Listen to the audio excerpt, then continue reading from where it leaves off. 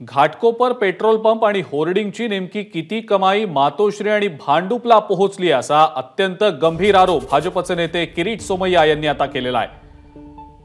वार्षिक 50 कोटीतला नेमका किती हिस्सा मातोश्री आणि भांडुपला पोहोचला असा सवाल सोमय्यांनी आता विचारलाय। महाराष्ट्र सरकारची घाटकोपर पेट्रोल पंपची जागा ही महाराष्ट्र सरकारची पोलीस हाऊसिंगची जागा ऑक्टोबर 2021 मध्ये उद्धव ठाकरे सरकारने बेकायदेशीररित्या येथे एक पेट्रोल पंप लॉर्ड्स मार्क या बोगस कंपनीला दिला आणि ते होर्डिंग लावण्यासाठी भावेश भिंडे इगो मीडियाला कॉन्ट्रॅक्ट दिला।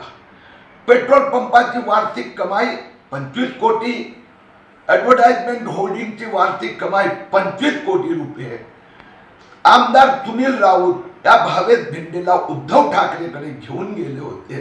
संजय राऊत साहेब या 50 कोटी वार्षिक उत्पन्नातून मातोश्रीला किती पैसे जातात आणि संजय राऊत साहेब सुनील राऊतकडे किती पैसे जातात याचा हिशोब देणार। एबीपी माझा, उघडा डोळे बघा नीट।